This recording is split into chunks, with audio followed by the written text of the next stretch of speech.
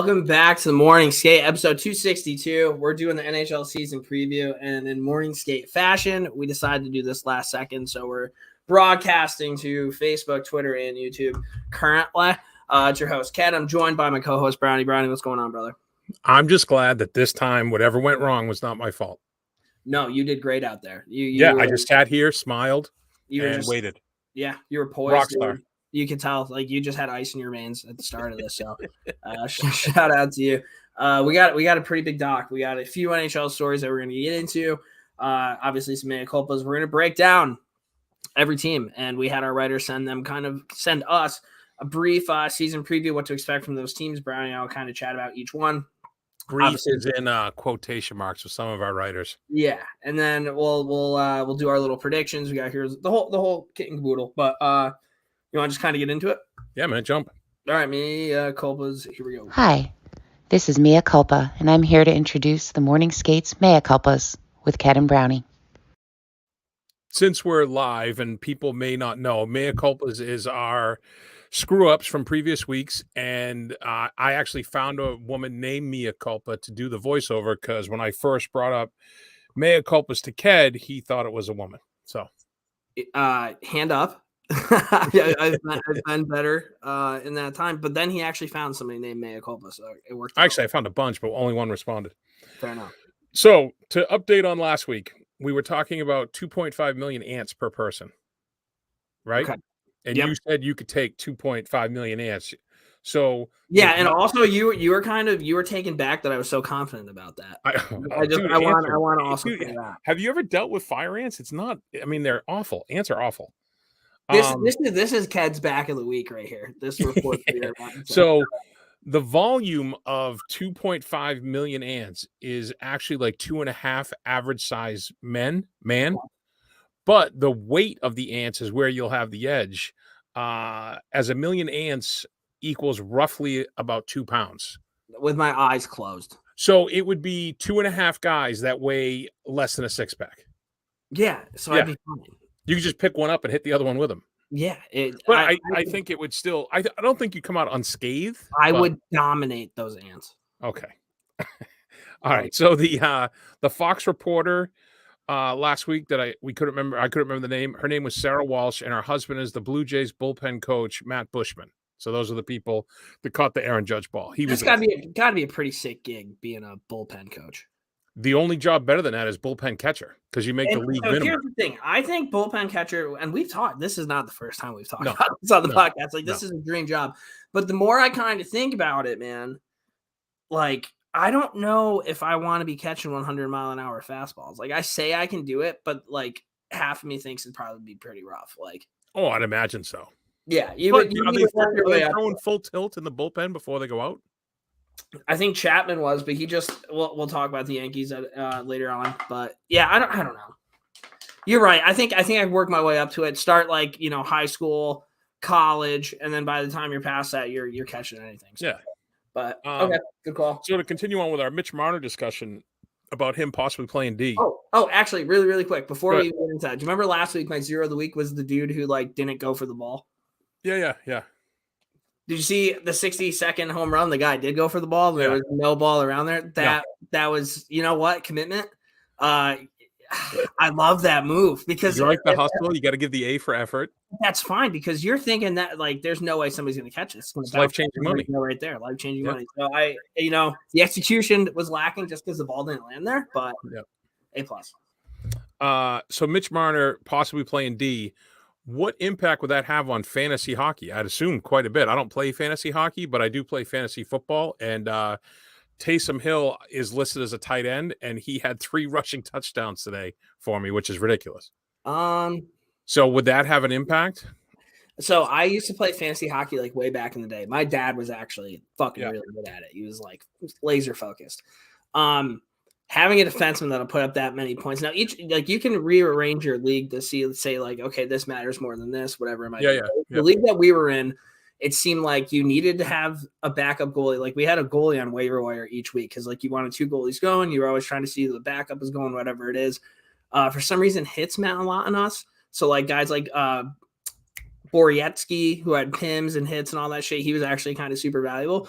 But yeah, he would have been lights out. Like if you could grab Mitch Marner, put it on the D, you'd be good to go. All right. So that NASA DART mission, when they bounce the asteroid into the other asteroid, I hate that. and you talked about the butterfly effect. Well, the first butterfly effect is apparently there's a 6,000-mile long trail of debris across space, which I'd assume is not good. And it looks like a comet tail, I guess. It's like, hey, listen, like we litter and we don't recycle on planet Earth. Let's just go do it in the fucking. We're not going to do it in space now. either. Yeah. These next two were pointed out by our boy Hal in a text to us. Keith Yandel went straight to the queue for Moncton from Cushing Academy. He never played at BC, and that was mine. And Mark McGuire hit 70 in 1998 for St. Louis. That was yours. What did I say? You were like, there's no way he hit 70. Maybe it was 60. I'm like, are you sure? And you were like so adamant about it. I was like, all right. Are we sure that that's what happened? I'm 1,000% because once I got that text from Hal, I listened to make sure he was right. Okay. All right. So, you're doubting me in real time. Yeah. Are you doubling down on your mea culpa? I just don't think I didn't say. All right. Well, this is going to be a mea culpa on the mea culpa. I need to fact check this in real time. The director of Armageddon is Michael Bay. Remember, I was trying to remember the name of the director who always. Yeah. Yep. What else has he directed? Do you have that off the top of your head? No, but it's all like these big budget, ridiculous like explosions. Like I think he did all the Transformers, stuff like that. God damn it, he did hit 70 home runs, motherfucker. Okay, told you. So, and then my wife reminded me that, and this happened last night when I was talking to somebody at a party we were at. We were talking about the podcast, and she says that I've mixed cereal since she's known me, and someone else corroborated that. I don't remember the last time I've had just one cereal out of the box for our weird foods. That is kind of a weird thing to do. I actually, for dinner tonight, because there's nothing to eat in the house because my wife and daughter are away for the night, I had for dinner a bowl of Golden Grams with blueberry mini frosted wheats. How was that? It's one of my favorites. Blueberry mini frosted wheats are lights out. Yeah, blueberry is like a very low-key under-the-radar flavor and pretty much everything, like blueberry Pop-Tarts are, in my opinion, the greatest of all time. The best Pop-Tart. Yeah. Frosted blueberry. Can't be the dry ones. Blueberry muffins, dude. Yeah. I mean, blueberry muffin slaps. That's just a fact. Agreed. Okay. Agreed. Right, so that's it. There you go. It was pretty light on mea culpas. Not too bad. Not too bad. All right. NHL in the news. Let's play the music there. Oh, and I got to remember to do the click. And see, this is all new. We're on the click.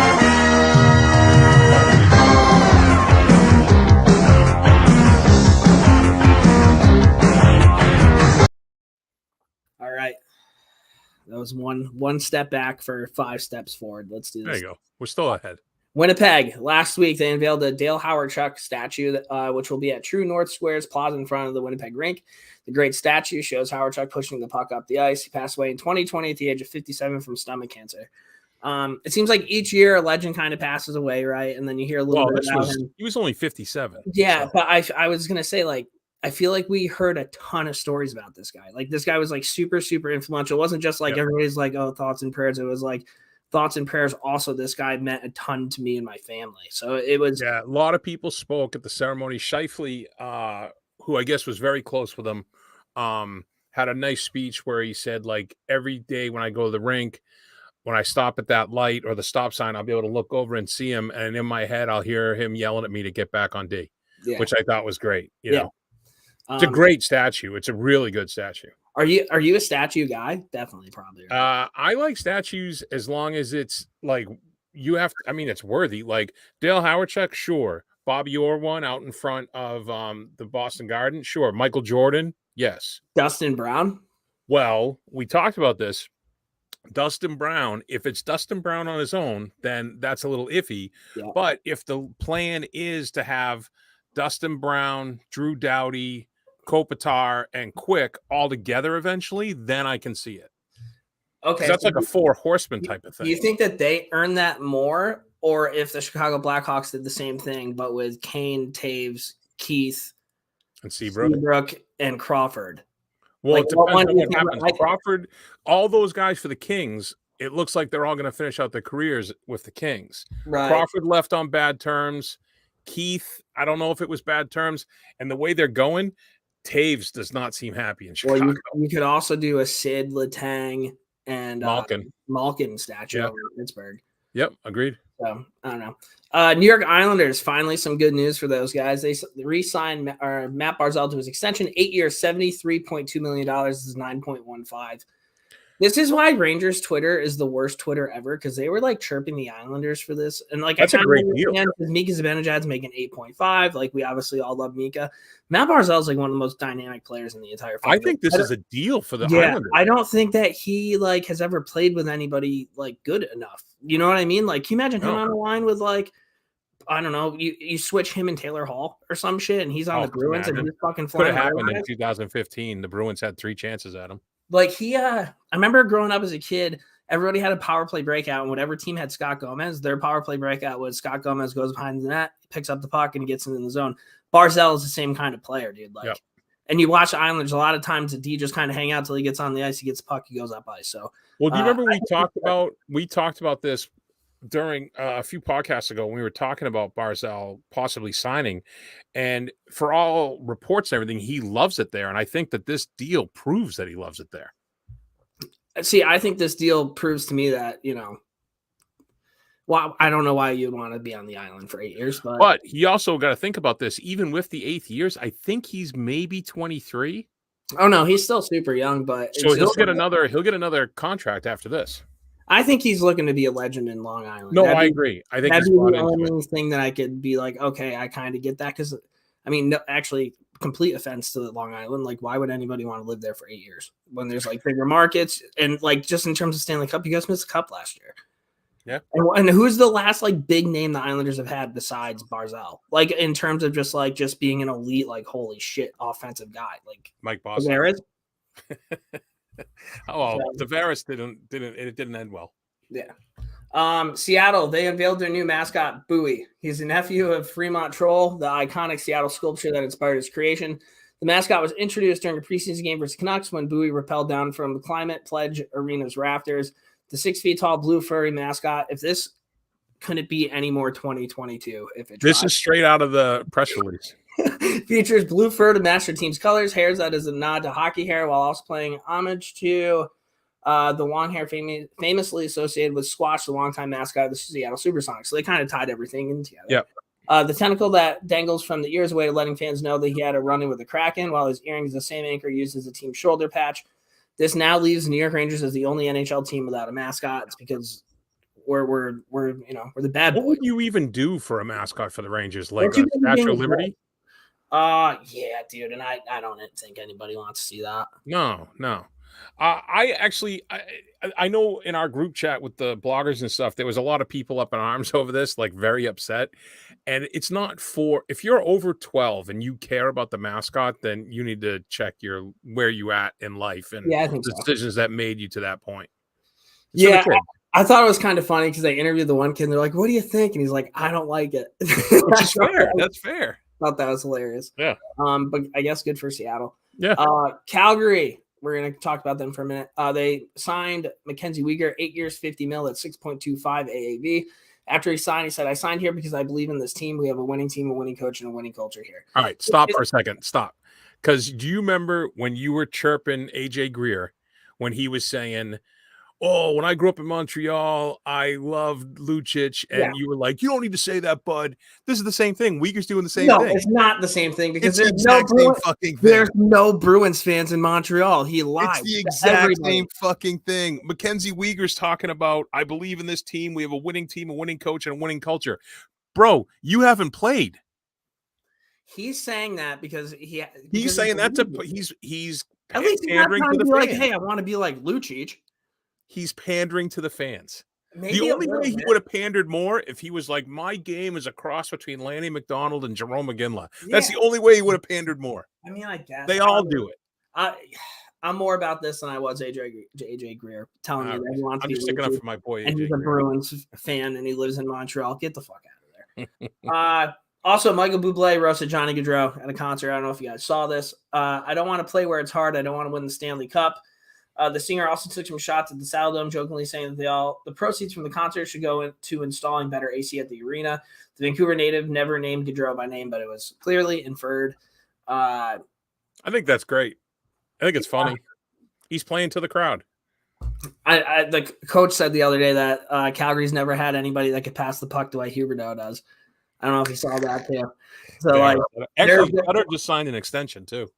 The Calgary Flames essentially are a very toxic ex-girlfriend that is just like looking to get into the media. Like, you know what I mean? Like, that's fair. That's a fair one. Yeah, I like that. Hockey Quebec. Speaking of toxic. Yeah, they lost all confidence in Hockey Canada and will not transfer funds to the national organization. Typically, a portion of the registration fees are handed over at the national program. I mean, there's two ways I looked at this. One is they're making a stand and they're like, hey, listen, Hockey Canada, you guys have been screwing up at every step of the way, so we're holding back our fees. The other way is Hockey Quebec was opportunistic and we're like, fuck those guys. This is the perfect time to hold all our money. Either way, who cares, right? I mean, I don't know enough about Canada's like history, but isn't Quebec the one that like doesn't really want to be a part of Canada? I believe so. That's a Jenkins question. Yeah. Something to think about.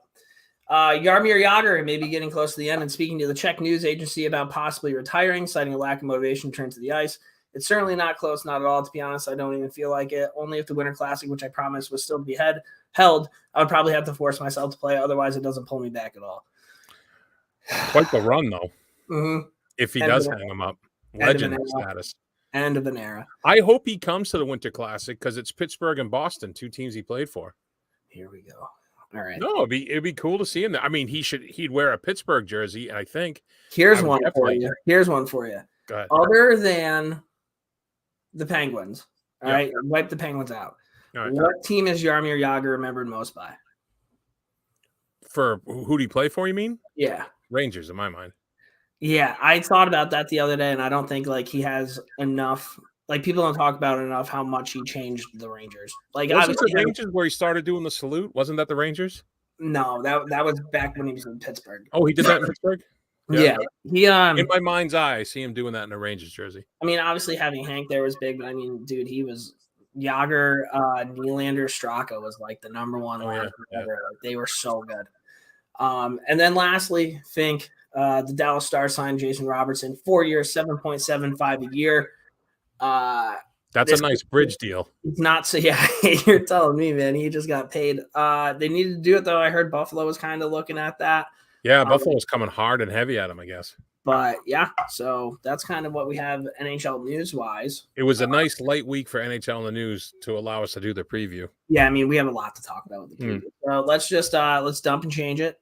Oh, all right. Remember this thing right now, Brownie. Take it away. The first story is insane. So dump and change. So these two fishing guys, Chase Kaminsky and Jack Runyon, all-time scummers. I mean, these guys are competitive fishermen. It's freshwater, like the Bass Masters and all this stuff. They've won hundreds of thousands of dollars, number of boats. Like they win boats at these tourneys. Mm-hmm. And I saw somewhere where it's over the million mark for each of them in terms of total prizes, like multi-millions. And they got caught at a recent tournament stuffing fillets from fish that they caught and lead weights down the gullet of fish that they were weighing in. And they had to have the cops there because dude, this is not. Yeah, they might go to jail for fraud. Well, they should. But this isn't like you and me out on a canoe ripping beers and smoking weed fishing. Yeah. These are people that do this for a living and they're serious. It's not like they don't talk, they don't play music. It's all about this is their job. And these guys literally took money out of their pockets and they had to leave. And the crowd that was surrounding them when they were leaving the parking lot was up in arms, rightfully so. Oh, yeah. And they're out there filleting fish and jamming it in there, you know, to get the weight. They've been accused of cheating for a while. Yeah. My buddy sent me this video, kind of right before it went viral, because like him and I fish and shit. Mm. Those guys are lucky they didn't get their ass kicked. Truly, that's why the cops jumped in. I think got involved. So there was that one. Accused of cheating for a while, and they finally got caught. Yeah, exactly. This is up by you, I think. Scott Andrews, I think is how you say his name, of Williamsville, New York. Is that near you? I couldn't Oh, tell you. he broke the pumpkin record at the Great Pumpkin Farm in Clarenceville, New York. The giant pumpkin broke state, national, and North American records, tipping the scales at 2,554 pounds. So that's That is 4 hours for me. That's a all big right. pumpkin. It needs a like a backhoe to lift it up with like toe straps. I think what's a ton? 2,000 pounds? Is that a ton? I want to say yes. Yeah, so it's more than a ton. That's insane. Now, if an ant was that big, we'd have major problems. I was thinking of some way when I was doing this. I was thinking of some way to be like, would you rather face 2.5 million ants or a pumpkin at 2,500 pounds that came to life? I mean, with a pumpkin, you just have to take him outside in the cold and he'd be all done. Just run circles. Yeah. So this guy, Angels pitcher Shohei Otani, I think nailed it. Thank you. Becomes the first player ever to qualify for postseason awards and honors as a pitcher and a hitter in the same season. How is this guy not the MVP if he does everything? Because Aaron Judge hit 62 home runs. Aaron Judge just plays first base, right? Or the outfield? Where's he play? Plays outfield, and he lost the Triple Crown by I think he batted 312, and the guy above him batted 316. I mean, what he's doing is certainly impressive. I think if Aaron Judge ended with 60 or 59 home runs, probably Otani, but yeah, okay. I don't know. And this last thing, this was brought to my attention last weekend, dude. This is insane. It's so unsettling to look at. So there's this place called McCamey Manor in Summertown, Tennessee. Although some videos, it looks like they might have moved to San Diego. They offer $20,000 if you finish the 8-hour haunted house. The only entry fee is you have to bring bags of cans of dog food for his rescue dogs and pass a drug test. There's like a 40-page waiver. Dude, this is insane. They tie you up. They shave. They punch you. I mean, I don't think they can really maim you, but they mess with you pretty harshly. And they show them. It's so unsettling. Like waterboard people, and people volunteer for this. At first, when I heard about this, I was like, I could do this. Right? I was like, I could do this because I just laugh. I'd be like, dude, it's not real. But then I started watching some of the videos. It's hardcore, man. It's like an S&M. I mean, it's got to be if you're going to win $20,000. 8 hours for 20,000. That's why I was doing the math. I'm like, how much is that an hour? How big is the fucking house? Huh? How big is the house? I don't know, but it's like they keep you trapped in like a bathtub and handcuffed, and they do all kind. Look it up on YouTube. It's insane. It's fucking creepy, dude. So there you go. That's it. Dump and change. That was easy. Quick stuff for the season preview.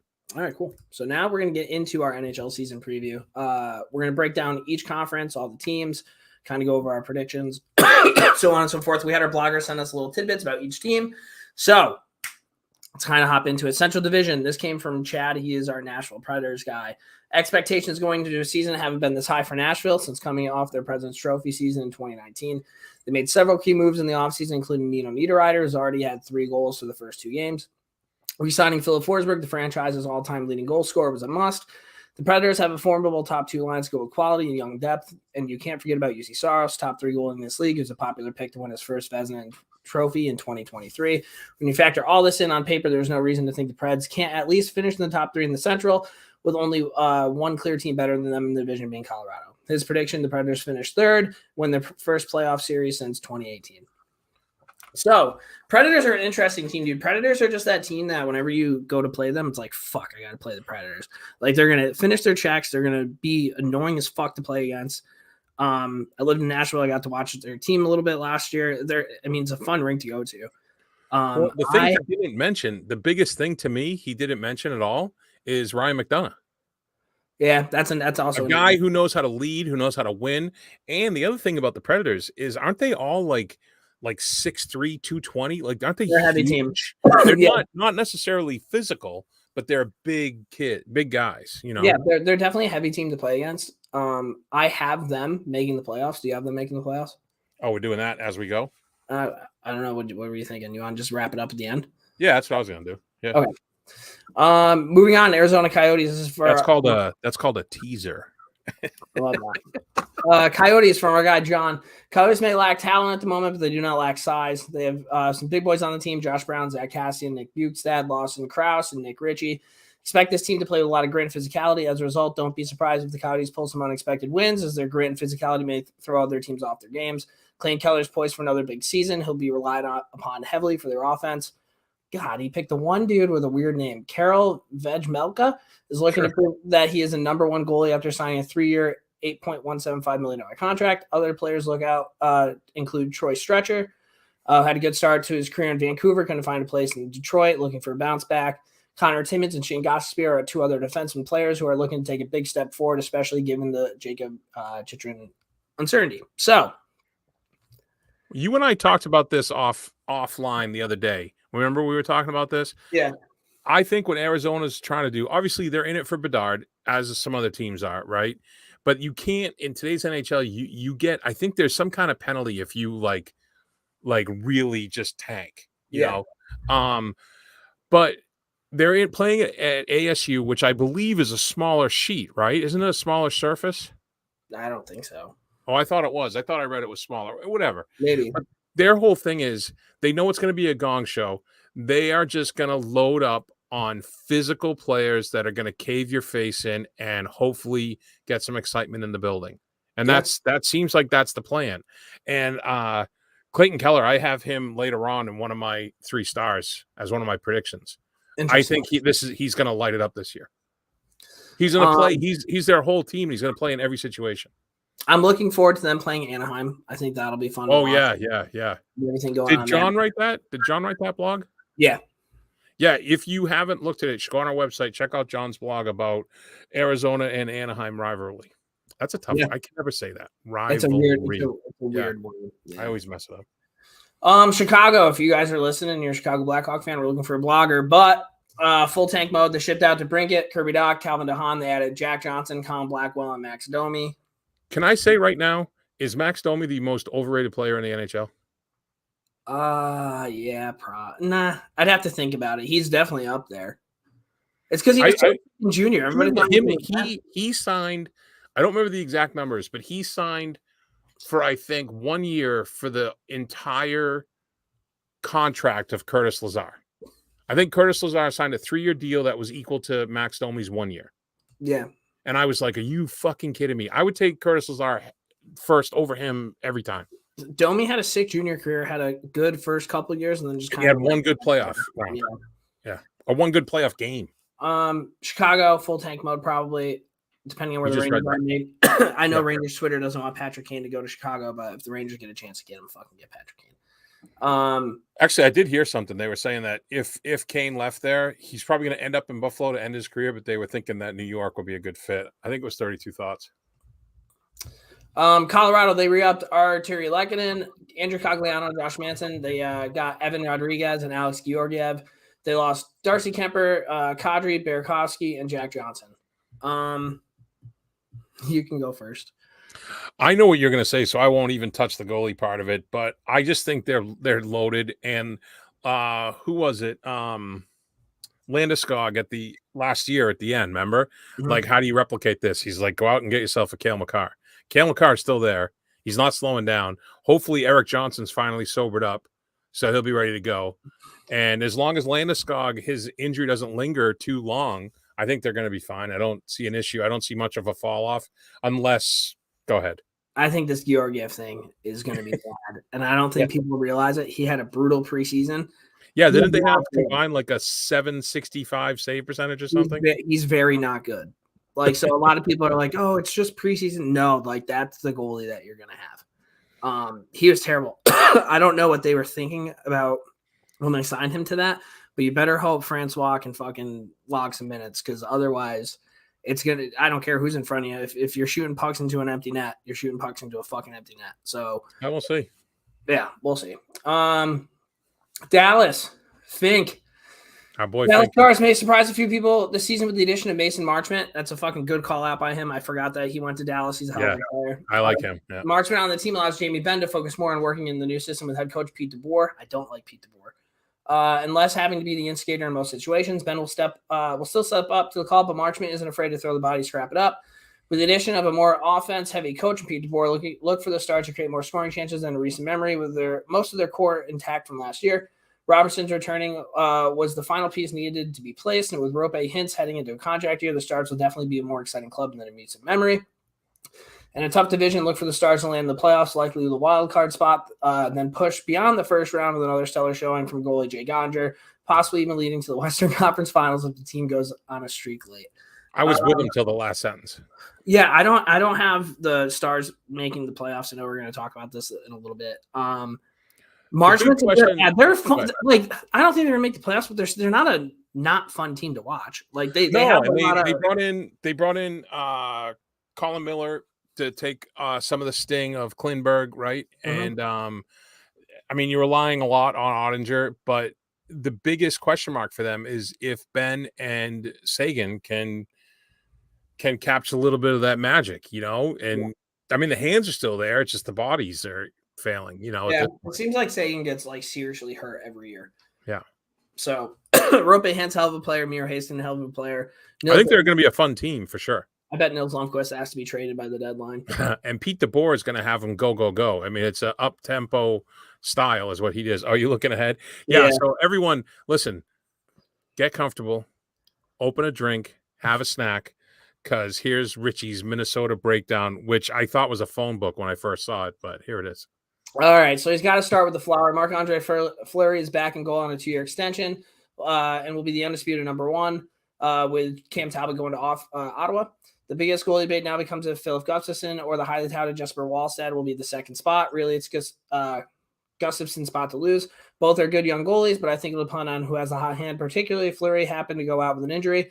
After the inevitable trade of Kevin Fiala over the offseason due to the salary cap hell that the Wild will be in because of the Parise Suter buyout, Wild are looking for players to complement the studs of Kirill Thrill Kaprizov, Matt Zuccarello, Ryan Hartman, and Joel Eriksson-Ek, who he might be one of the more underrated players in the league, that Eriksson-Ek kid. Yeah, Eriksson-Ek. I think the book's out on him now. I don't think he's as underrated as he once was, but you're right. Yeah. They will rely on a group of young guns. Matt Boldy and Brandon Duheim had solid seasons last year. Will be looked upon to provide some offense.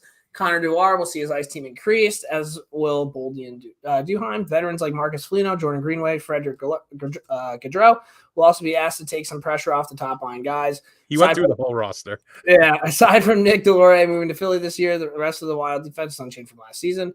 Dumba, Spurgeon, Brodian are the top 3D with Goligoski, Middleton, and Merrill. Solid group and one that will need to help shut down teams like Colorado, St. Louis. He loves Bill Guerin as a GM and head coach Dean Evison. Both guys don't put up with any bullshit, and they'll tell you that. They aren't going to accept any excuses or laziness from their players that we've seen in the past. Cough, Zach Parise, cough.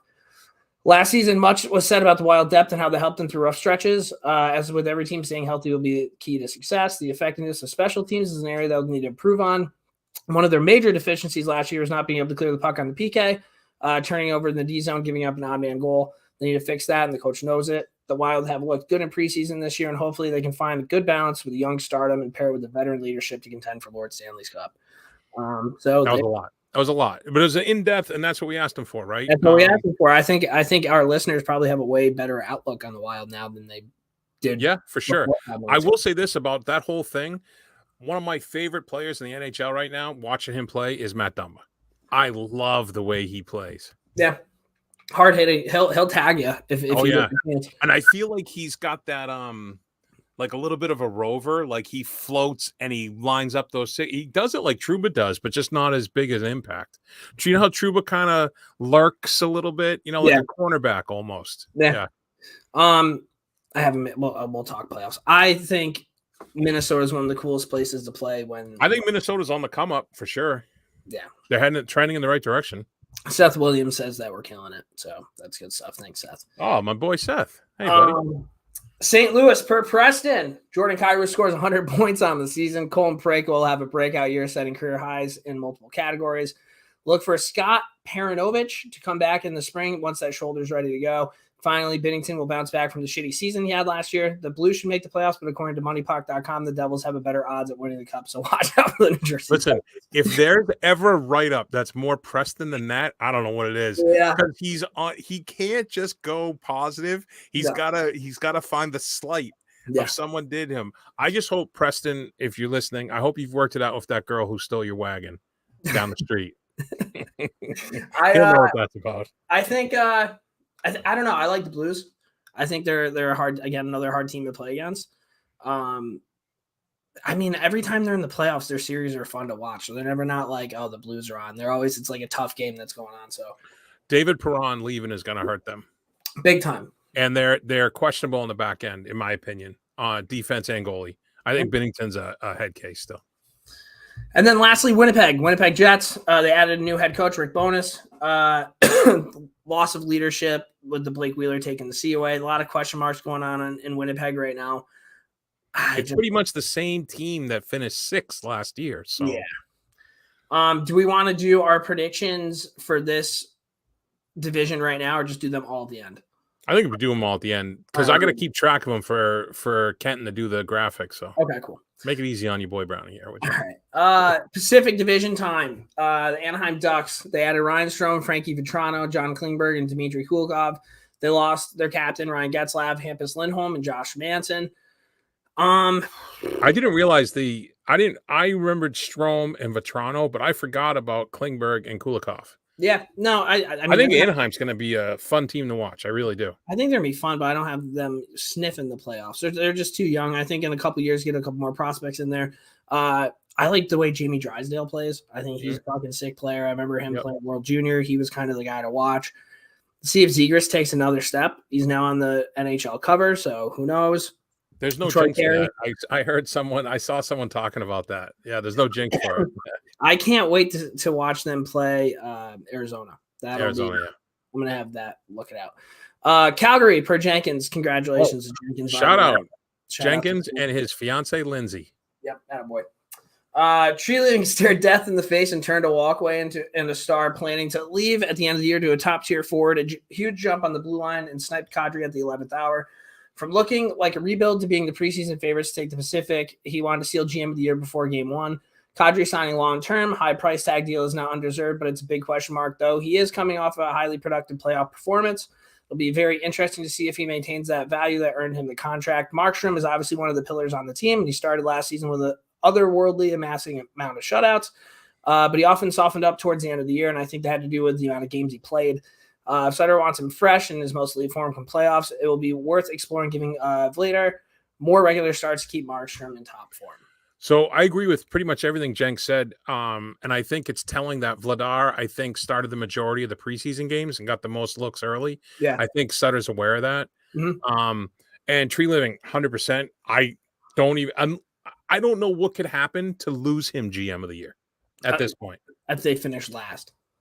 But you can't blame the GM he saved that team. Yeah, but if they finish last and the guys that they got don't produce. Oh, if the guys, I guess you can make that argument. Yeah. Yeah, but I think he nailed it. I mean, that guy did everything that he could. Talk about a roller coaster of emotions being a Calgary for a Calgary fan. Oh yeah. Yeah, dude, I would have been jumping off that ship so quick, and then pick me up. You would have been. That would have been like, hey, so forget my blog from last week. Yeah, right. Our boy Henry in Edmonton, because they didn't add many skaters in the offseason, a successful Oilers season will be predicated entirely on improvement from some of the younger players. Ryan Mcleod, Jesse Puljujarvi are the two big ones to watch. Mcleod, who could very well see himself as a third-line center this year, has elite speed and was a force defensively last year, but he hasn't flourished offensively. If his offensive production could increase, he would have potential to be a huge part of a deep playoff run. Puljujarvi is similarly fantastic defensively, but will likely have more of a chance to prove offensively playing with McDavid. He's a great play driver, should be a legit threat for the Selke if he reaches his potential. Getting Jack Campbell is a huge addition, mainly because he isn't Mike Smith. If he can be just above average, the Oilers are already in a better position than they were last year. There's still a noticeable gap between the Oilers and the other teams in like the Avalanche, but in a relatively weak Pacific Division. They should still have a shot at making a deep playoff run. Would I put money on them winning the Cup? Absolutely not. Could they, though? With 97-29, anything is possible. I think that's a fair assessment. They're one of my predictions later on when we get into it. And they got Kane coming back. He's comfy, loving it there. Kane's going to be great. Dude. Yeah, if he stays out of the shit, I think that'll be – we'll see. Him and Kadri's going to get right under his skin. But the biggest part of this is Jack Campbell's better than Mike Smith. Yeah, that's also a huge part. And also another huge part is I just kind of put 2 and 2 together, and the Bata of Alberta is certainly right the fuck back on, which is sick. Oh yeah. That's sure. cool to see. Yeah. The Kings by Devin. He's predicting the Kings will finish third in the Pacific with a little over 100 points.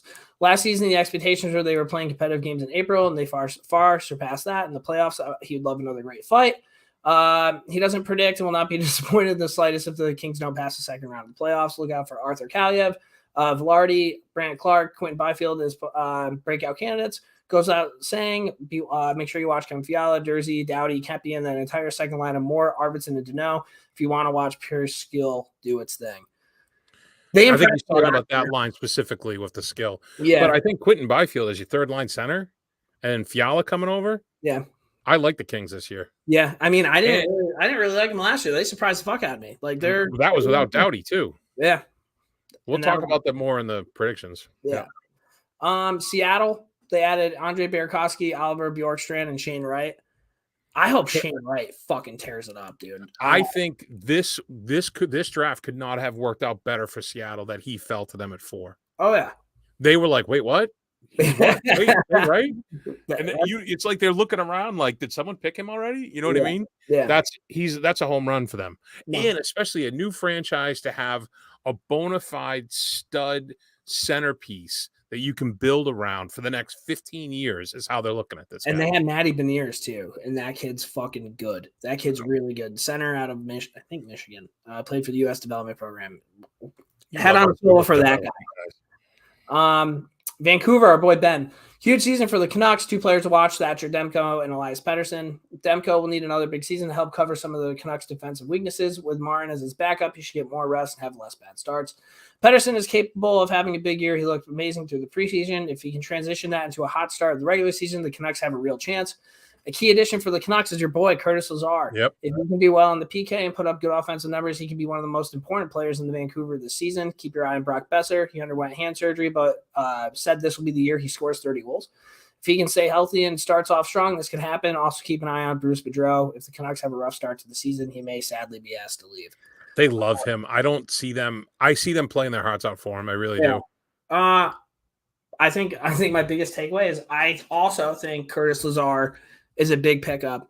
But if Curtis Lazar is, what did he say? One of the most important players in Vancouver this season, there's no trouble. Shot you make the playoffs.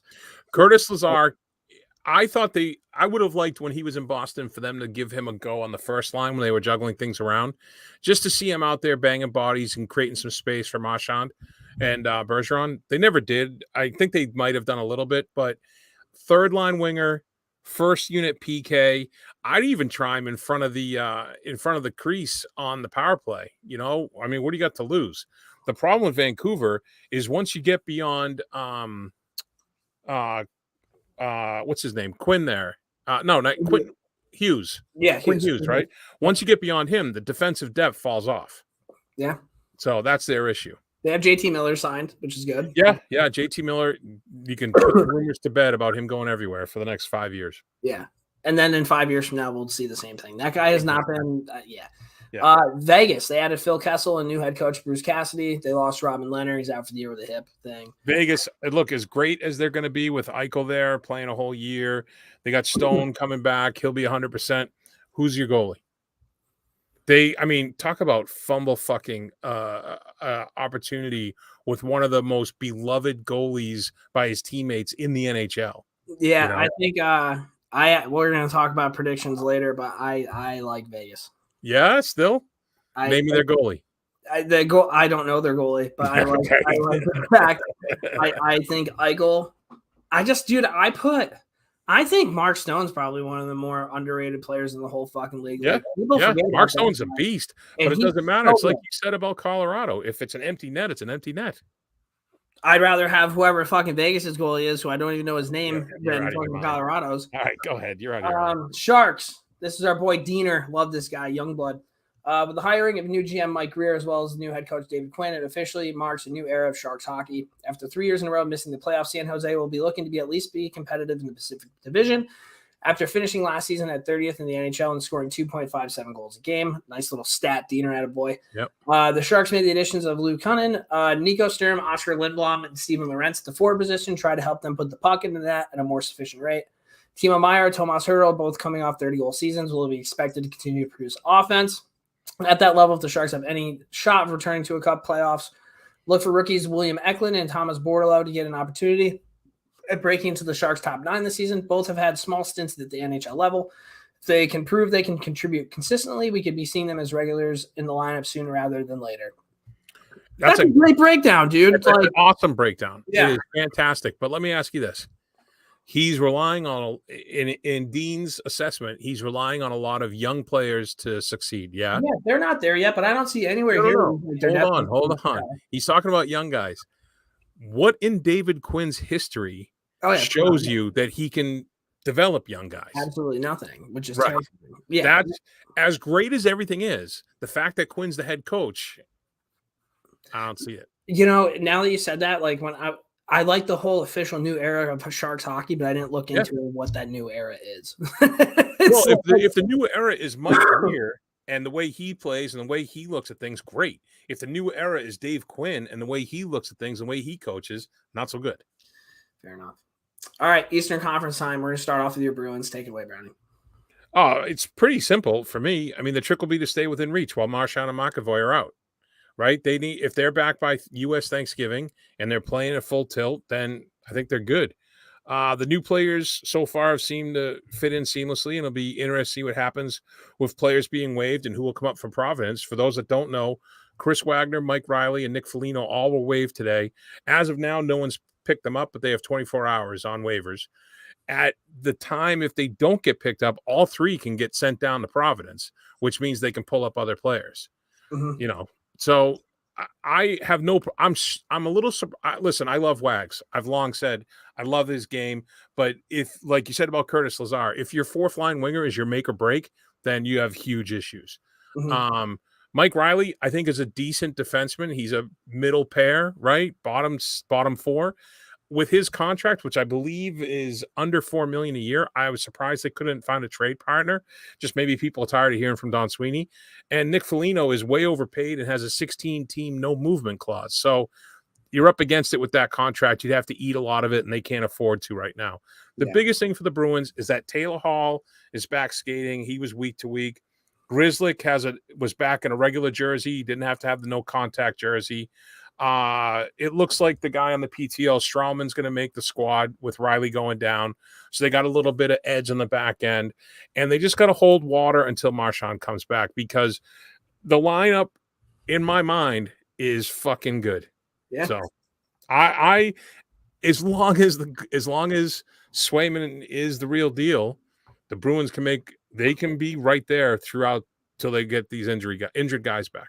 So Hal texted me this like stat thing, like, you know, those like verified check marks, all the stats, the fucking charts that they put out. And it was, I don't know what stats it was according to, but it was how teams are going to finish this year.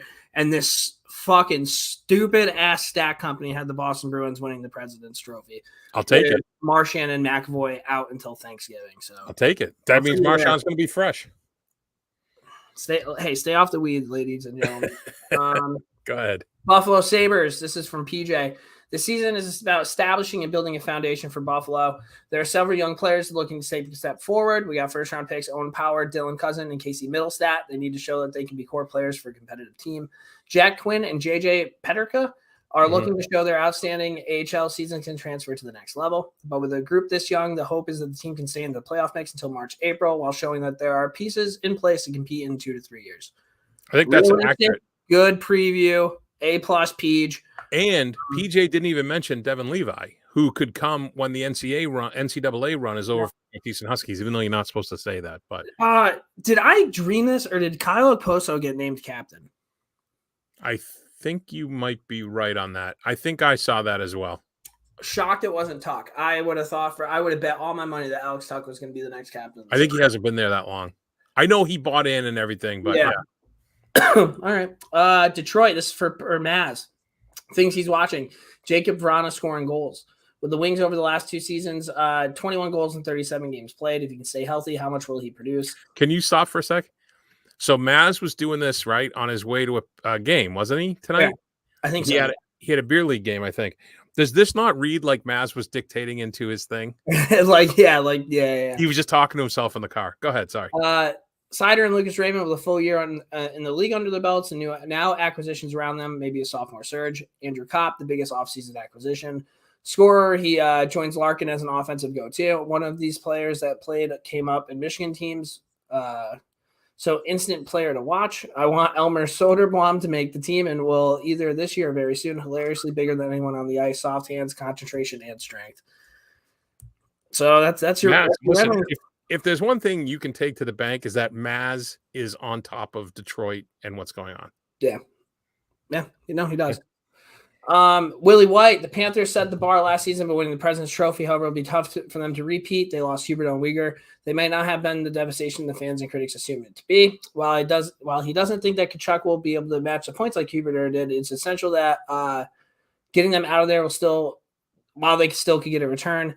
They would need a new contract with the best talent made by signing Bob to a 7x10. It would have been next to impossible to keep them. I guess they were kind of partiers, allegedly. Yeah, if you go back and look at some of Willie's write-ups, he goes into it in a little more depth, allegedly, of course. Allegedly. On top of that, while Tkachuk does add a grit factor, the Panthers did not address the fact that they needed more meat and toughness in the lineup. Watching the preseason game against the Lightning, the size difference was astounding. The average height for the Panthers was 6'190". The size will allow them to look flashy and have great regular season success, but again, it will disappoint the fan base when we get to the playoffs.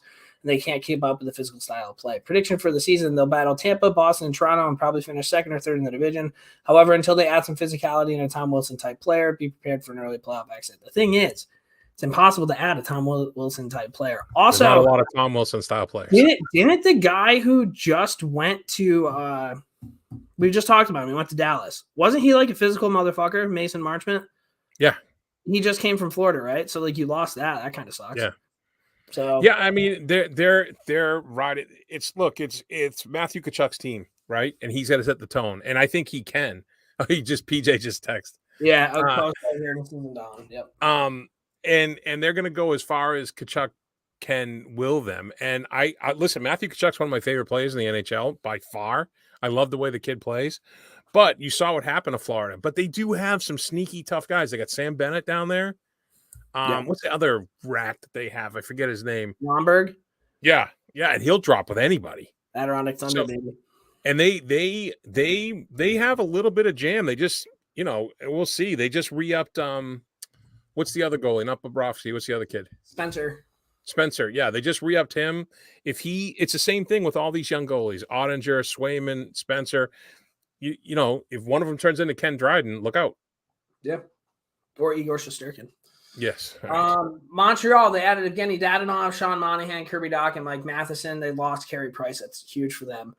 I think they're gonna. I don't think they're gonna make the playoffs, but I think they're gonna have a halfway decent year. One of their players is on my predictions. I wonder if you can guess who it is. And yeah, I mean, they're Montreal, man. They need to. I feel like they've been broken forever. Like, you know what I mean? Like, when's the last time that they had like a super dynamic forward? Well, they Pacioretty. I want to call him super dynamic. Like, he scored. For them, he was. But I don't think he was like. He was that for them. What are you gonna say, Brendan Gallagher? No. I'm not saying anybody. Like, like when's the last time they had a player like a Kovalchuk? Like when Kovalchuk was like with the Thrashers, like a fucking like electric motherfucker. I don't think Kovalchuk was with the Canadians. Yeah, but that's not the. Yeah, that's not. Yeah, but losing Carey Price obviously sucks. We'll see if Kirby Dach can do it. Nick Suzuki's got the C there. I love Marty. We got Caulfield. Yep, I love Marty St. Louis. So we'll see what happens. Yep.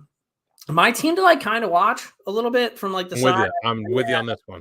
If they're on, it'll be one of those things the Rangers are on tonight. Let's go on ESPN Plus. Oh, Ottawa's playing? Yeah, we'll check that out. They added Claude Giroux, Alex DeBrincat, and Cam Talbot. They're young, they're tough, they're fast. They got Claude Giroux as the steadying presence who can calm the team down. Right? Although he didn't do dick for what Florida wanted him for, right? Mm-hmm. So, and everybody talks about Edmonton and everybody talks about Toronto. Like, how funny would it be if the Senators just come in and just fucking shove it down their throats? It'd be great. We're Canada's team. It'd be Would that not be wild? It'd be great. Brady Tkachuk might be one of the best captains in the NHL already.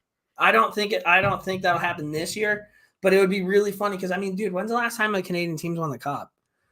Oh, didn't we talk about this a few weeks ago? If anybody's tuning in, you want to comment on that, that would be very helpful. It's been a while, but like, fuck, dude. Like, think about how often we've talked about, Montreal with Carey Price, and they got Connor McDavid in Edmonton, and fucking Austin Matthews in Toronto, and it's been so many fucking years.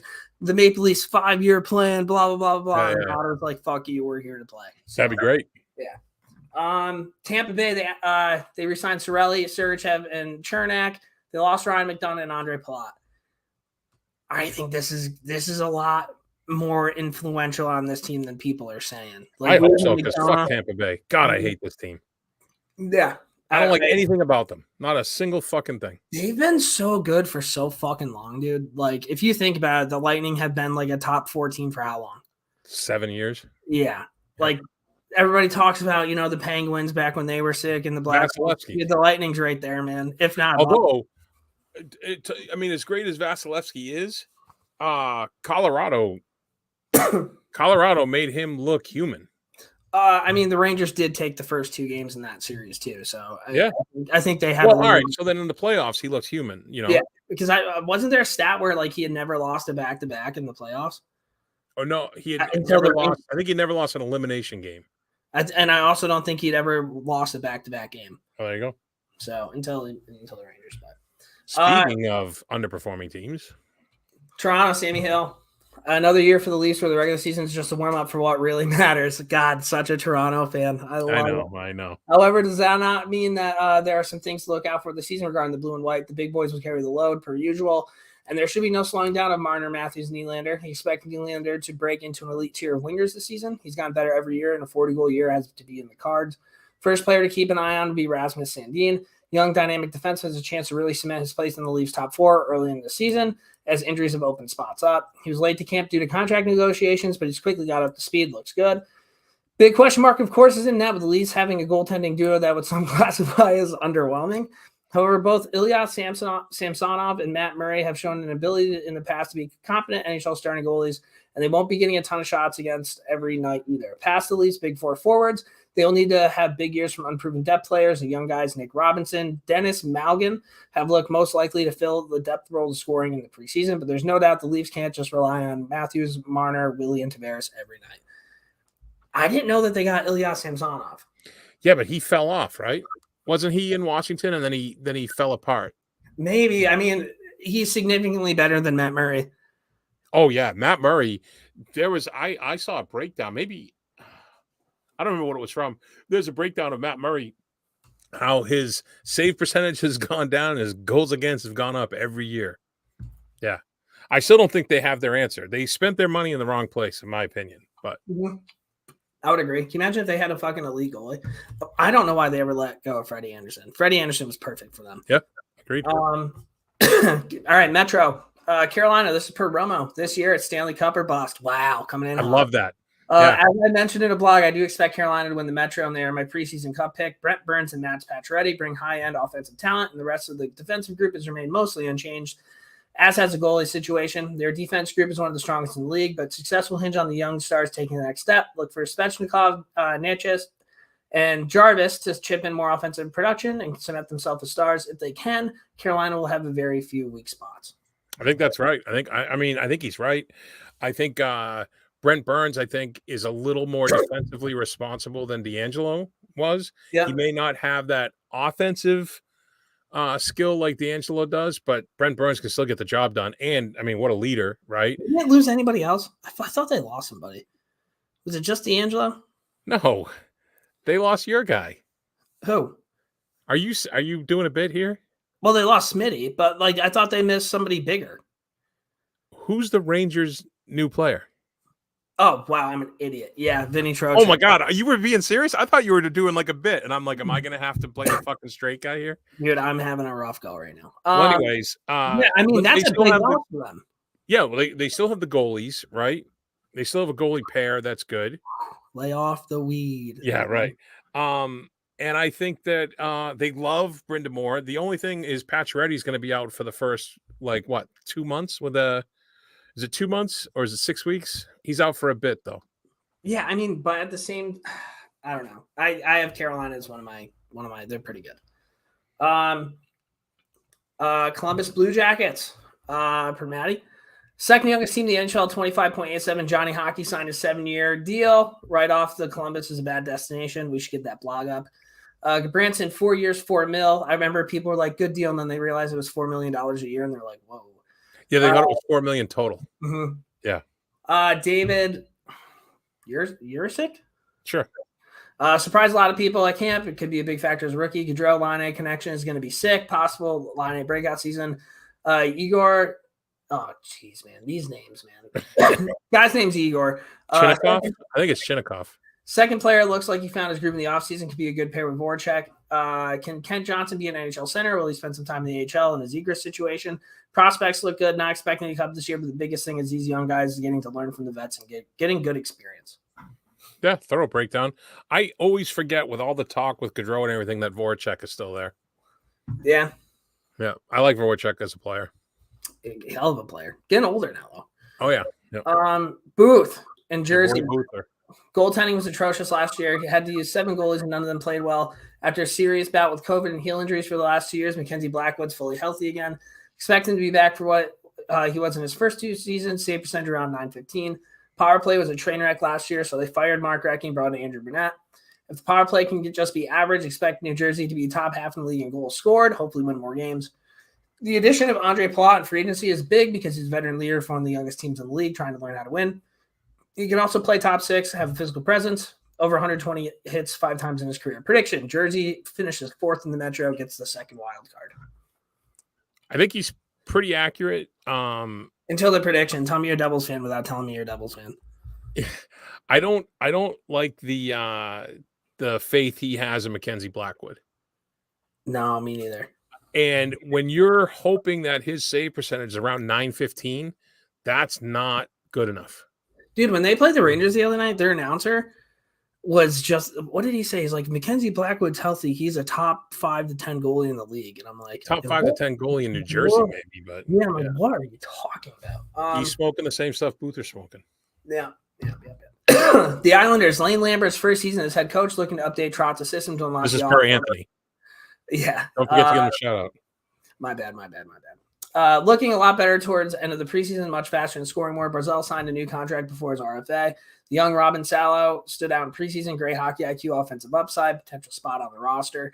Noah Dobson looking to maintain progress after signing his new deal, now trying to get some chemistry going with Alex Romanov. They picked him up from the Canadiens. Prospects look really good. Maybe get some time in the NHL this year. Ratty, Nikitas, oh, jeez, man. Shoshnikov. And Simon Holmstrom. Can Brock Nelson keep scoring this year? Will the rest of the offense finally get going? I can't wait to do predictions so I can tell you something I have up my sleeve. I thought when I saw the Ken Brock Nelson, I thought the rest of that sentence was, can Brock Nelson still be on this team? Like, how is this guy still playing? Is what I thought he was going to say. Brock, dude, Brock Nelson's got to be almost 40 years old, right? No, I think he's Kreider's age, I'm pretty sure. Oh, all right. Me and Rex, we call him the scientist because he looks like Frankenstein. Fair. Rangers per Wild Bill, and then I'll kind of get into it. He asked, will Othman be back this year? I think he's talking once Junior's done, maybe with injuries, who knows. Yeah. Off to a hot start in the offseason. What other line combos could we see if Trocheck and Panarin continue to struggle with chemistry? Can Alak return to his form from the Islanders day? Can Domingue step up if he can't? Can Kravtsov prove himself in Hartford if he doesn't get a top 6 wing spot, which seems unlikely? Does VC hang around in the top 6 and become a role player? And does Miller reach the same echelon as Fox this year? Can I interject right here? Yeah. Before you do your thing. This might be the most New York Rangers fan statement ever. How many preseason games have you guys played so far? Yeah, it's 6. 5, 6? Yeah. What other line combos can we see if Trocheck and Panarin continue to struggle with chemistry in 5 preseason games? Jesus Christ, Bill. Dial it back, buddy. I think the boys are going to be good this year. Our biggest question mark is our 6th defenseman. I don't think Zach Jones is good. I don't think Lura Hayek is good. Everybody keeps saying the Rangers got way worse. They're going to have Lafreniere, Capo. I think the Rangers improved. Miller. Yeah, we got Vinny Trocheck as our second-line center. We don't have to see Greg McKegg or Kevin Rooney on our fucking lower-level lines. Oh, don't bash Kevin Rooney now. All last year you were talking about how much you love him. He was not. Yeah, because I like the ineffective players that I root for. He was ineffective as fuck. You never rooted for Greg McKegg. Yeah, because he's a fucking donkey, dude. I would never root for Greg McKegg. I think they're going to be a fucking problem, dude. I don't expect Kreider to score 50 goals again, but Capo, I think it's 3 goals this preseason, and he had a fucking absolute nip the other night, which is you like to get that confidence going from a young guy. Yep. And then they kind of put the kids line back together and they had like another minute and a half shift. I think my biggest thing is, what are you going to do with the kid line? Are you going to keep them together, or is Jimmy Vesey going to be in the top 6? Sammy Blais just got hurt. He needs to fucking stay healthy. But other than that, really, really good. I think Keandre Miller is going to, and he already has opened some eyes, but I kind of see him being like a household name by the end of this year. I think you could put him in the conversation with underrated players. Mm-hmm. And you haven't even mentioned the biggest thing that you guys fixed, the Rangers fixed, is Halak. Yeah. No, yeah. We don't have the backup goalie's gone. We have somebody who can stop a fucking puck now, which is cool. I know, and this just shows you how young Bill is. He was like, can Halak return to his form for the Islanders? You want Halak to return from his form from the Canadians. Yeah, he was mad. Philadelphia, they added John Tortorella, Tony DeAngelo, but Couturier and Ellis are out with injuries. I just want them to be the Flyers. I don't want them to be good, but the NHL is better when the Flyers are the Flyers. Delorier went there, right, too, didn't he? Hell yeah, he did. Yeah. Like that'll be Reeves is probably going to actually have to fight this year, so we'll fucking see. Oh, that's a good point. That's a good one to circle. Yeah. Pittsburgh, they got Malkin back, Petrie, Ty Smith, Letang. They lost Mike Matheson and John Marino. The John Marino loss is big. Listen, Mike Matheson is just as big. I know he had a couple of like awful plays that weren't his fault, and they came in quick succession in that one game. But Mike Matheson is a good defenseman. Yeah. No, I think so. I mean, in the playoffs, everybody was getting on him, but there were like 3 goals that went in that went off his skate. Like, yeah. Just bad luck. And then lastly, Washington. This is Disco. How will the Caps manage without Wilson and Backstrom? Wilson's out till November, early December. Backstrom maybe the whole year. Need guys like Connor McMichael, Mantha, and Dylan Strom to step up big time. Can Darcy Kemper play like the contract he's getting? And if he does, it will be huge domino effect to the rest of the team, especially on defense. That was a big hole last year. He has a feeling Kuznetsov's going to have a big year this year. He's calling for 50 goals. Oh, my God. People will have him in the talks for Hart and won't win it. I know it's a shot in the dark, but I want to be the first one on record saying an exclamation point. Also need to have guys like Martin Verhaeghe and Henrik Lapierre find that extra gear. Also, by season's end, Ovechkin will be second all time in goals scored. Then the race to the great one begins. Predictions: Cap lose in the Eastern Conference Final in 5. Bold but confident of what he said above. Good Lord. Not a chance. All right, let's get into our fucking predictions here, right? So, hold on, I got to get ready because I got to write yours down so I can give it to Kenton. I have them all up top. All right, go ahead. I'm ready, man. So in the Central, every division, I have 4 teams making it out. So what? Yeah. Oh, I see what you're saying. Yeah. Okay. Well, do your top 3 in the Central, your top 3 in the Pacific, then do your wild cards. Okay, so I have. It doesn't have to be in order. Just give me the 3. All right, Colorado, Minnesota, St. Louis. Minnesota, St. Louis. Nashville's my wild card. Yeah. And then I got Calgary, Edmonton, LA. Calgary, Edmonton, LA. Yeah. Vegas is my wild card. All right, so that's it. Yep, that is. All right, so all right, let's talk about it. So you have Colorado, Minnesota, St. Louis. I have Colorado, Minnesota, Nashville. Oh, there's Devin. Yep. And we spelled his name wrong. Sorry, Devin. I didn't know it was an O. Wait, so who do you have? I have Colorado, Minnesota, Nashville. You have Colorado, Minnesota, St. Louis. Wow, you toss St. Louis out, huh? I think their defense is horrible. All right. And then for the Pacific, we're the exact same. Edmonton, Calgary, Kings. All right. And we didn't talk about this ahead of time. Well, no, you have a couple other ones, right? What? Who are your wild card teams? No, I'm going by divisions. So Pacific, we're the same. And then your wild cards, you had Nashville and Vegas. I had Nashville making it. I have Dallas and Vancouver. That's what I have. But we'll see. My wish one, because I have to do extra. Yeah. Wouldn't it be awesome if Anaheim was the wild card? Yeah, it'd be cool. That's my wish. All right, Eastern Conference. I got Carolina, New York, and Pittsburgh. Carolina. Oh, you went Metro first. Carolina, New York, and Pittsburgh? Yep. Atlantic, I had Tampa, Florida, and Boston. Tampa Bay, Florida, Boston. Yep. And then I got the Islanders and the Maple Leafs. And I have Ottawa right there.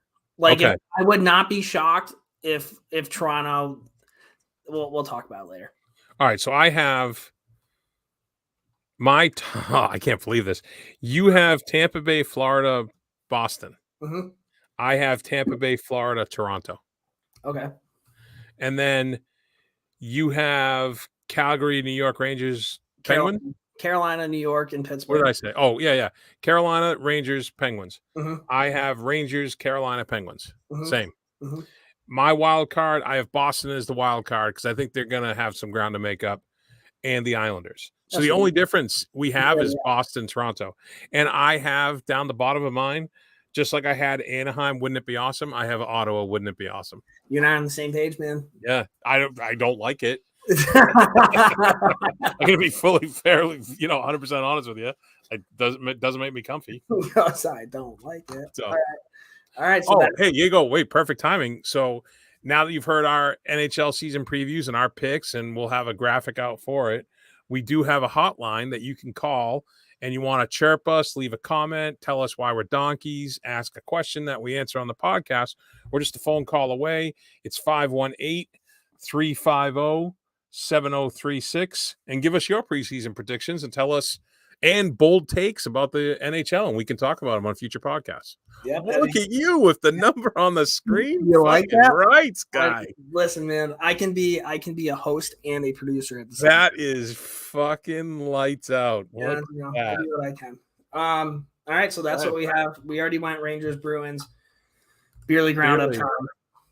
Do you want to go first? Do you want me to go first? You go first because I'm going to switch mine up a little bit. So we had our first preseason game. Wait, you have preseason games for beer league? Yeah, can you believe it? We have there's mix and match lineups. So there's 7 teams in the league. So each Sunday there's 3 games. So every week a team has a bye. Yeah, which is fine. So our bye came today. So this was supposed to be the second week of preseason, which is kind of cool. And the first week we played the team that had the first picks. They drafted arguably the best player and arguably the best goalie. We ended up winning. I don't know if I'm going to get into everything that happened to me at Beer League. I feel like that's more of a 0 of the week. Okay. Yeah, that's fine. Yeah, I almost went blind, guys. No joke. It's been rough. People, thanks for reaching out and all that shit. But yeah, so next week's our first game. Hopefully I can fucking play. I am going to be putting on – I need to decide between a cage or a bubble. That's something that I need to do. And then, that's what I got. Hey, how often do you tape your stick? All right, we've been down this. So we talked about this in a group chat once. The way we tape our sticks and stuff. I tape my stick depending on how I play. Do you do it at the rink or at home? I usually do it at the rink, and I use the wax and everything. And if I have a good game, I'll leave it. That's fair. If I have a horrible or a game I don't think I played well, I'll change it. But I will say this, because right now we're in between season. Like we have one more pickup skate before Beer League starts. I haven't taped my stick once because it's pickup. I don't care. So I like taping my stick at my place before I go to the rink. Okay. Just because I feel like when you get to the rink, I don't ever want to feel rushed, like getting ready and shit like Single that. guy, married guy. That's the difference. You know what you should do is you should teach your daughter how to tape hockey sticks. And then just have her start buzzing that off. Oh, we play at fucking 10 o'clock at night. She's asleep, man. Well, no, like during the day, be like, hey, like I'm gonna teach you how to do this, and then, dude, that'd be sick. You'd have tape sticks always. I guess I like to tape my stick my way though. Oh, here we go. All right. Do you go heel toe or toe heel? I know we talked about this, but I don't remember what you do. Heel toe. People that go toe heel are psychopaths. You're gonna make fun of me. I go heel toe, and then I go back down toe heel. All right. So it's a double. There's my boy Bryce Miranda. See, look at he is Bryce is a kid I coached, and he is a heck of a hockey player himself. He tapes the stick before he goes to the rink. That's what he says. He's got the best. Huh? Try it, just like Aldi's. Give it a try. See all right. I will say this about Bryce. One last thing: kid's got head fakes. That was his big move. Was always head fakes. Just head fake. That's his thing. That's the thing. Wait. So the thing I want to talk about in Beer League, because I don't really have anything to talk about. I want to just give a quick little update on the Northeastern women's Husky team. Mm-hmm. The Huskies, they opened their season with a pair against Long Island University. They walloped them 3-1 and 10-1, I think, were the two scores. Mhm. They then had they were the actual kickoff of Hockey East. They played UConn, good Huskies versus bad Huskies, and they beat them, I think, 3-0 and then 4-1. And they are 4-0-0 on the season, looking great. And I think they went up. They were the preseason ranked number 3, and I think they've since gone up in the standings. I'm not 100% sure on that. And tomorrow I'm going to be interviewing the premier power forward in women's hockey today, Katie Knoll. So, which is huge news. You're becoming like the Northeastern, like, they're so much fun to watch, dude. When I interviewed the coach, I said to him, and he's like, "You said that, not me." Pound for pound, dollar for dollar, it is the best hockey entertainment in Boston. Is going to watch the Northeastern women's team.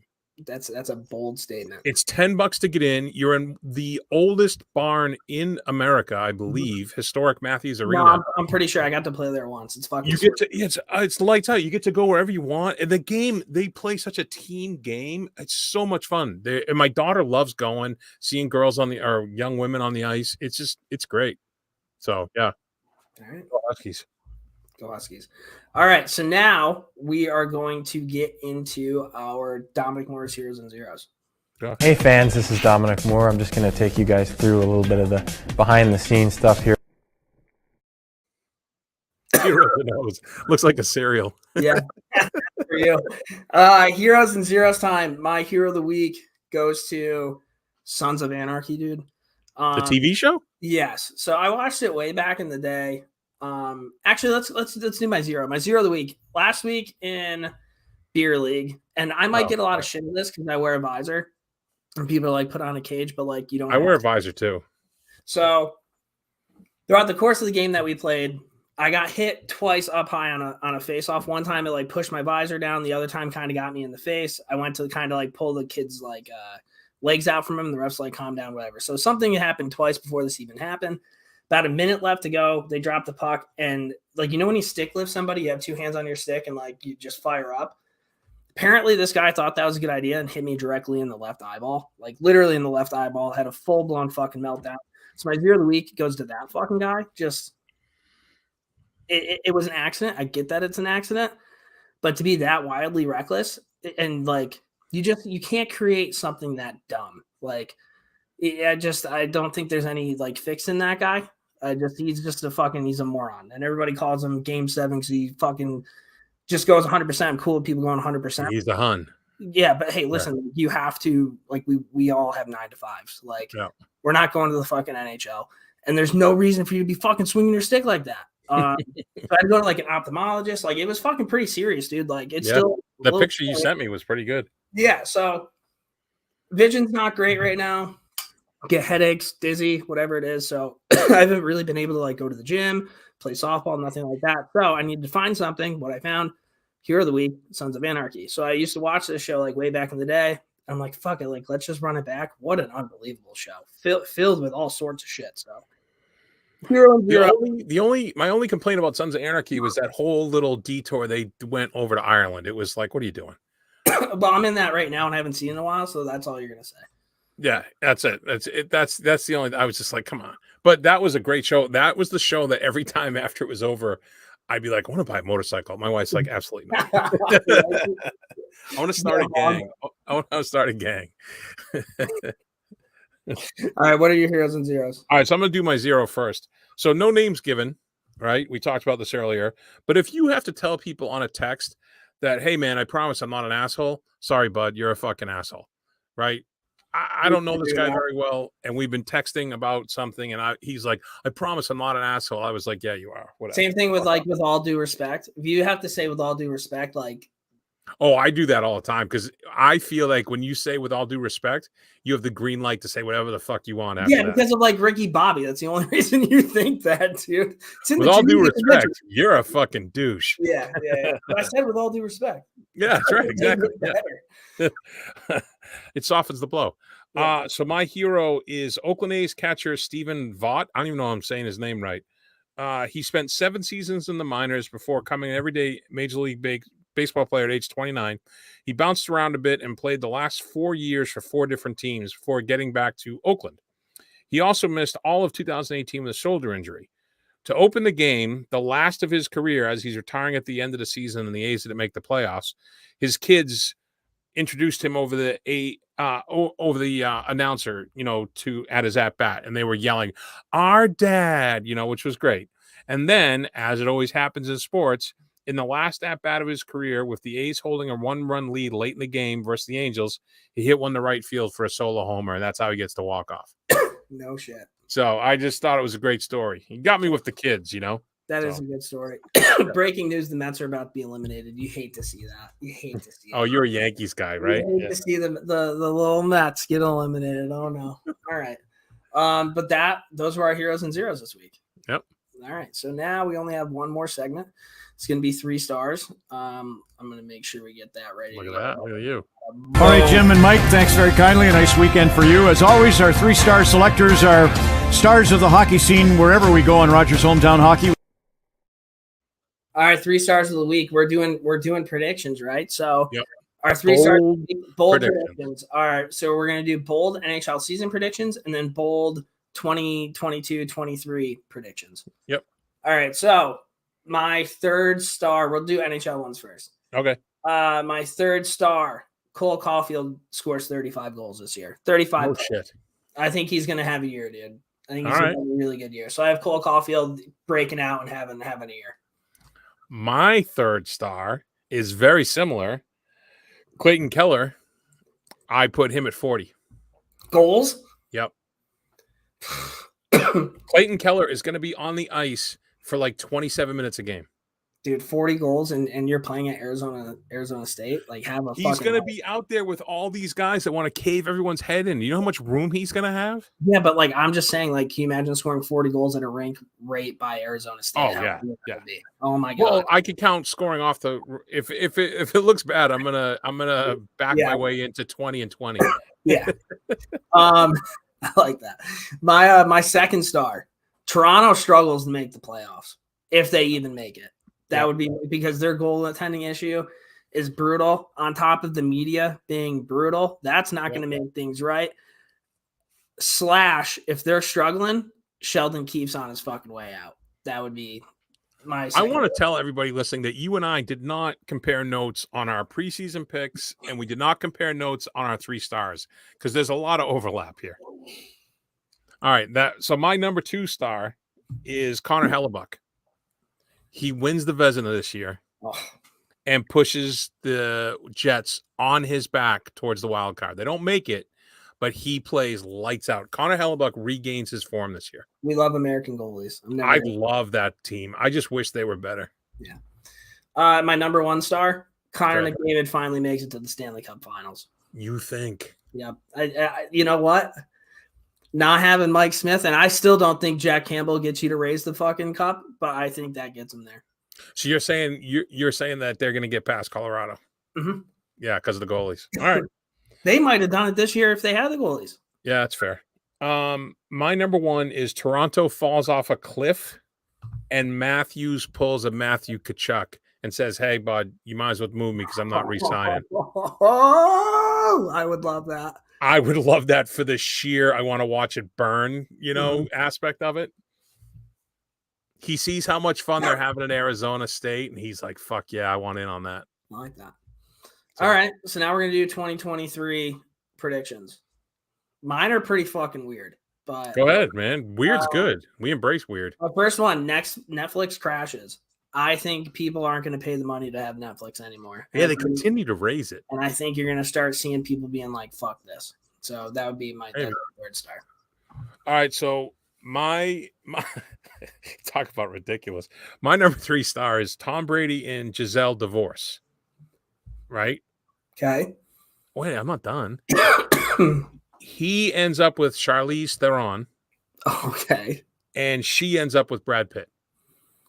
I saw somebody tweet this the other day. Can you imagine if Giselle winds up with Pete Davidson or Tom Brady winds up? That would have been a much better prediction. Or Tom Brady winds up with Kim Kardashian. Oh yeah, that would be great. That would be funny too. But yeah, those are my predictions. I like that. I like that. The gossip column. Love that. Yeah. My second one, Shorzy season 2 is announced. They haven't announced the second season for that coming out. They haven't announced Letterkenny either. Yeah, we need some announcements. The people demand it. I messaged Terry Ryan on Instagram the other day and told him he did a great job. He responded, said, "Thank you, pal." So pretty cool shit. So what do you guys, your second one? My second one, you know what? I'm going to change it up right here. My second one, I'm going to switch to the order. My second one is weed gets legalized at the federal level. Okay. That's more of a wish, I guess. You find your thing? Right now, weed is classified in the same level as heroin at the federal level. Yeah, I don't want to get into politics now. And it's also rated worse than fentanyl. What's your weed of choice? What is that thing called? Insane in the membrane. Still can't find it. Insane with a Z. In the membrane? Insane in the membrane, like the song, but with a Z. How do you spell membrane? MEMBRANE. Okay, got it. All right. What's your number one? My number one, New York sports. The New York Yankees win the World Series, and the New York Giants finish with the best record of any New York football team. Did you do like a parlay with this? No, I just got a good feeling about it. I knew a guy who did a parlay, and I'm not going to say the teams because it'll give away his identity. And I don't know if this is common knowledge to his family and friends. But I know someone who did Super Bowl, World Series, and college football. He picked the 3 winners. Yeah, perfect. He did the 3 winners, and he hit. And the payout was ridiculous. He bought a brand new truck cash. No shit. Yeah.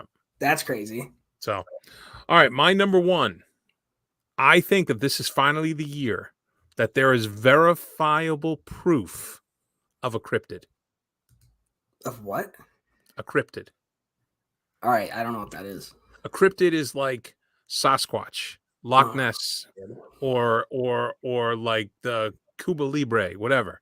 This is the year that one of these things is found to be true. Would you consider aliens as a part of one of those things, or do you think I feel like aliens is different than cryptids, but I'll accept it. All right. We'll wait and see. There's a very good chance every single prediction that we made was incorrect. How funny would that be? Can you imagine if we just lit it up and everything that we said was wrong? Like everything that we've said tonight was just not how it was supposed to go. Am I supposed to write down was I supposed to write down our hockey ones? No, we're good. But they're recorded for posterity. All right, guys. Well, that's what we have for the podcast. Again, if you guys want to send us anything, give us a call, 518-350-7036. I would really appreciate help with Insane in the Membrane. Yep, we have that as well. I mean, I'm not looking for free handouts. I will pay. For everybody watching tonight, we appreciate it. For everybody listening tomorrow, we appreciate it. NHL's back, baby. So, Brownie, what do you got?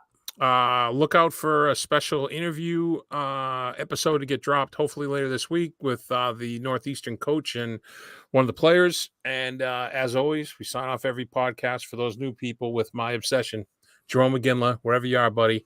Hope you're doing well, and I would love for you to come on the podcast and we could become best friends. There you go. All right, guys. Hey, we'll talk to you next week, and we're going to have a ton of hockey shit to talk about. Yeah, fuck yeah. So, all right, we'll talk to you guys soon, and yeah, have a great week.